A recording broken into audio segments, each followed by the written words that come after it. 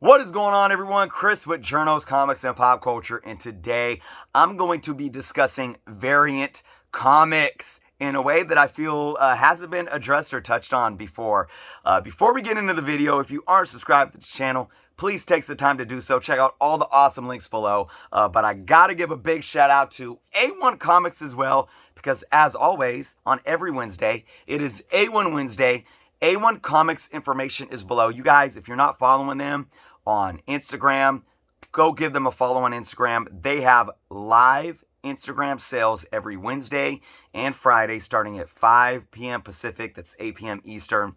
Their live sales are absolutely off the hook. So look, after you watch this video, if it's not 5 p.m. Pacific time yet, go ahead over there and check them out. They're also live on Twitch every Thursday, but they're linked to their websites below as well, a-1comics.com. They ship all over the U.S., so you do not have to be local to Sacramento. But if you are in the Sacramento area, you could check out any one of their 3 locations, Sacramento, Roseville, or Folsom. Big shout out to A1 Comics. I'll probably be headed up there this weekend myself. So, all right, now let's talk about variant comic books. There is a love-hate relationship, I feel, with variant comics in the industry.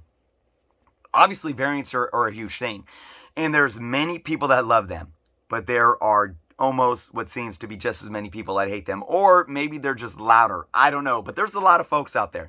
Personally, I'm not huge on variants. I've talked about this a lot, but the one thing I want to address today is what variants are to the market, all right, or to the hobby as a whole, because there is popular belief that variants are a detriment to the hobby. Variants somehow are ruining the hobby or somehow are this negative thorn in the side of the hobby. And I'm here to tell you that that is absolutely 100% not true. Now, the biggest thing I hear is with Marvel specifically, you know, going crazy with 20, 30, sometimes even 40 variants of a new book, right?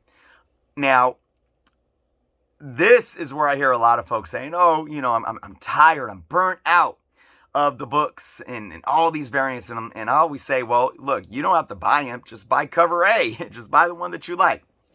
But I'm going to address something and touch on something that I feel has never touched on, and I'm going to use an example. I'm going to use an example of name brand products.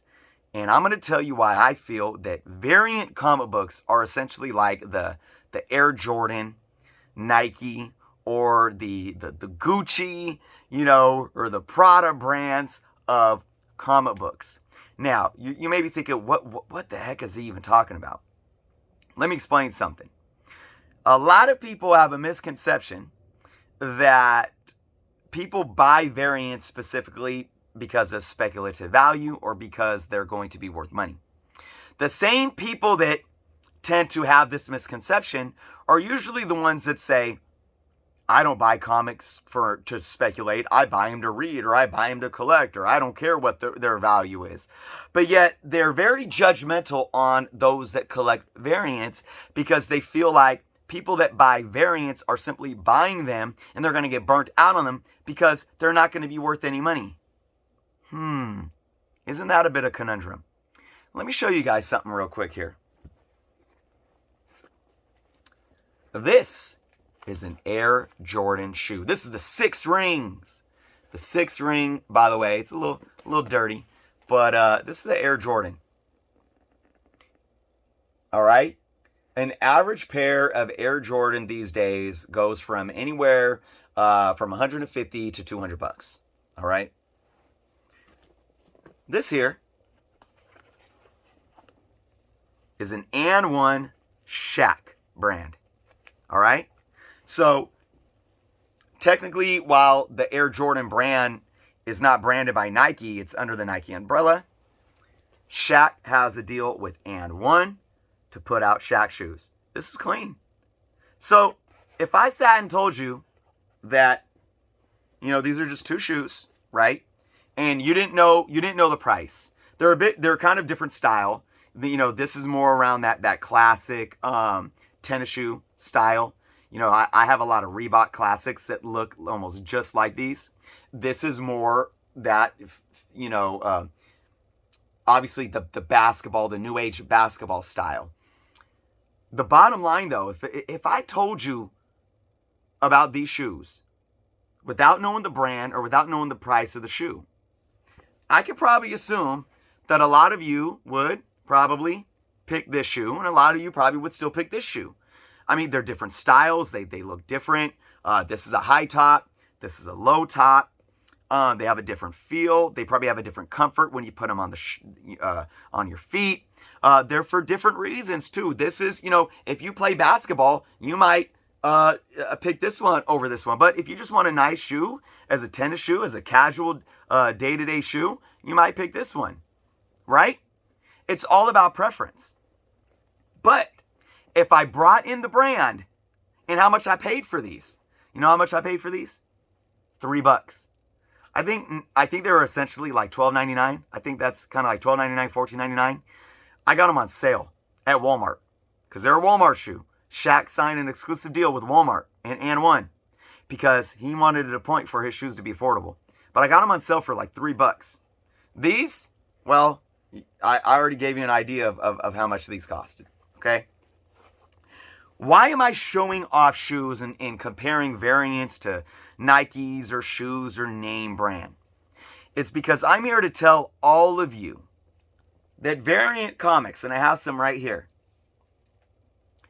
Variant Comics aren't just being bought because people think they have value. Variant Comics are being bought to serve a purpose, just like a shoe does, no matter how much it costs. But what's the popular thing with name brands when it comes to clothing, shoes, accessories? That's why I brought up Prada or Gucci, right? People are willing to spend more money because of the name brand. It doesn't mean that they're buying that name brand product because they think it's going to make them rich, or they think that they're going to be able to sell that product later down the line for more money, right? They do it because they want the name brand. So, if I have an exclusive, 1 in 100 variant or something like that, because it has a certain artist or a certain style cover, to me, this book, which is, what is this? It's a Symbiote Swap variant. I don't even know what book this is. Oh yeah, I do. Symbiote Spider-Man, Alien Reality #1. This is the incentive, Young Guns incentive variant. All right. So I bought this, and this wasn't a ton of money. It was on sale actually when I bought it. But I bought this because for me, cover A was this. And this incentive cover was this, essentially, right? What I'm trying to say is I'm buying the brand. I'm buying the brand. I'm buying the artist. I'm buying what it looks like. All right? Some people specifically go after, again, certain artists. Art Germ. Now, this is kind of a different beast because these, at least when they first come out, they're priced at cover price.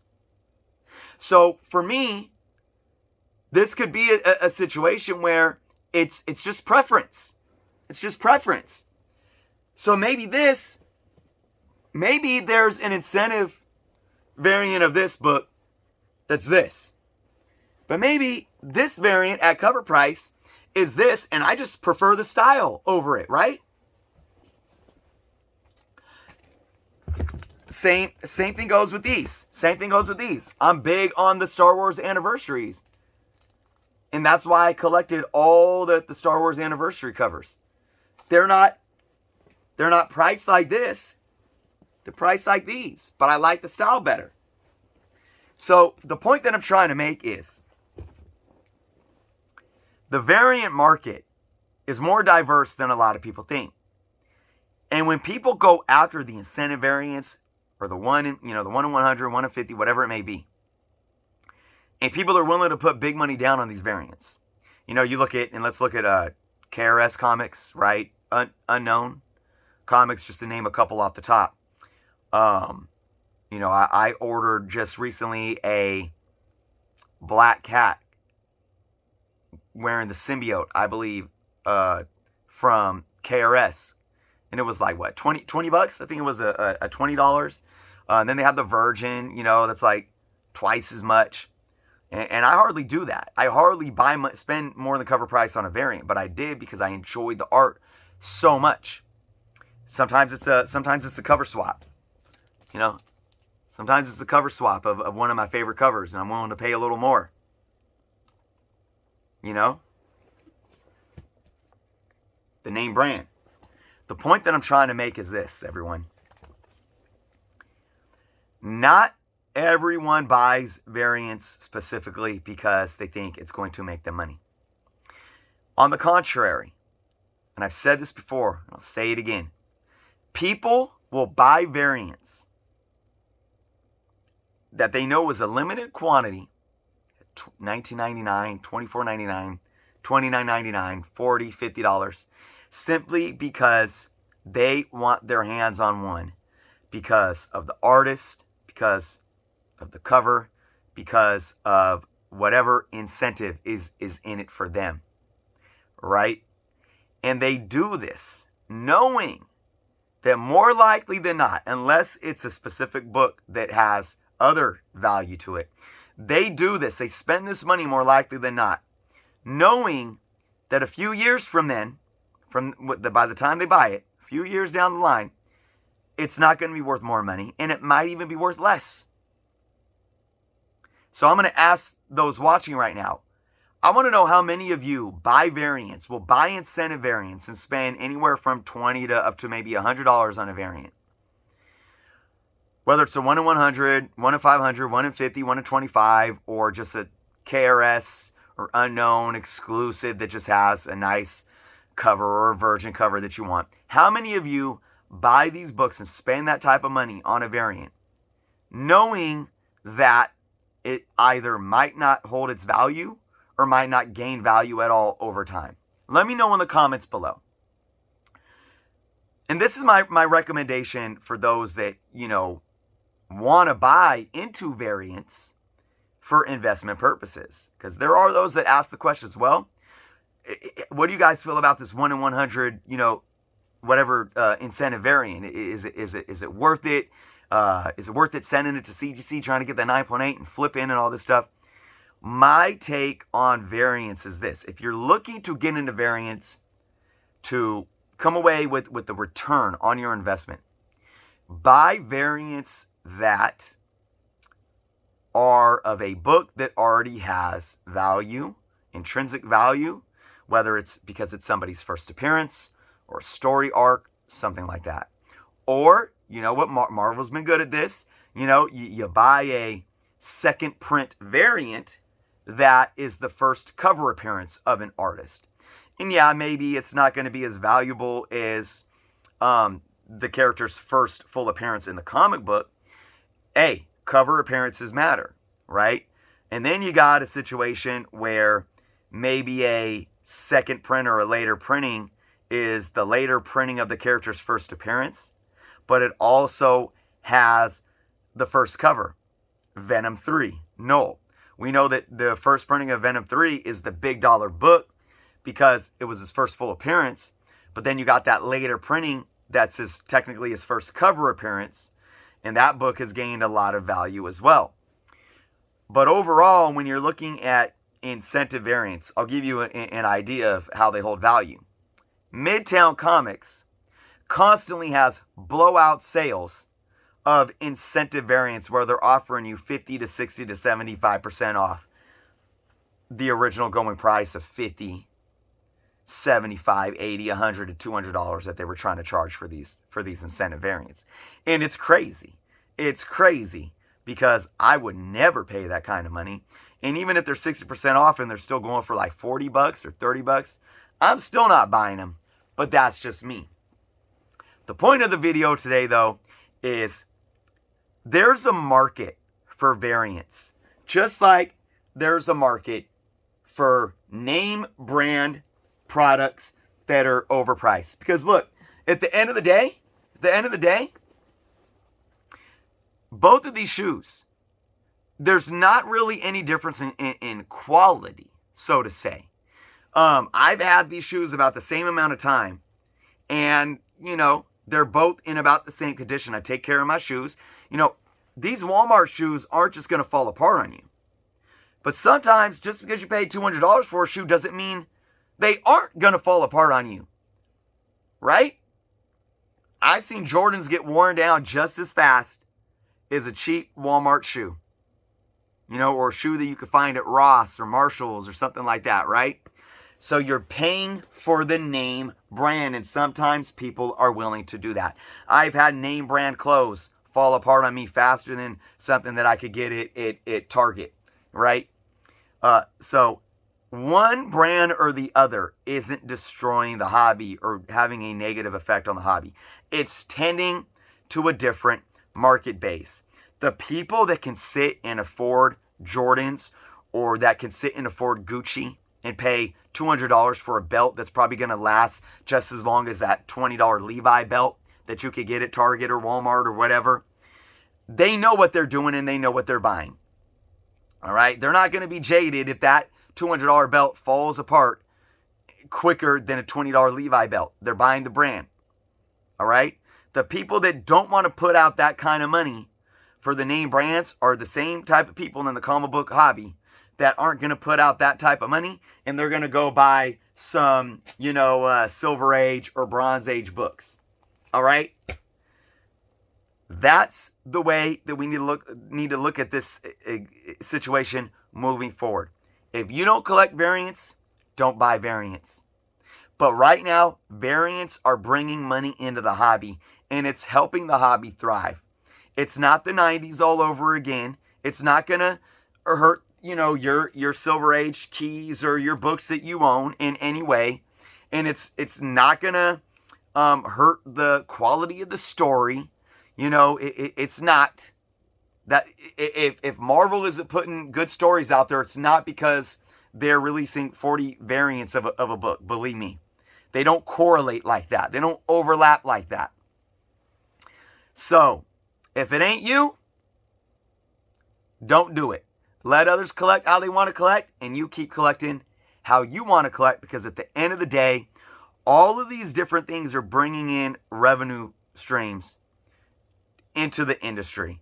And when it comes to the variant industry and the variant market has been a huge market now for over a decade, and it keeps on growing, and it hasn't slowed down yet, and I don't see it slowing down anytime soon. So that is my video for today. I want to know all of your thoughts in the comments below. Again, I'm talking about this, and I'm not even big on variants at all, but I would love to know all of your guys' thoughts below. Again, guys, check out all the awesome links, including how you can become a Patreon member of the channel or a YouTube channel member by clicking that join button. Check out the Journos Comics official merch link below.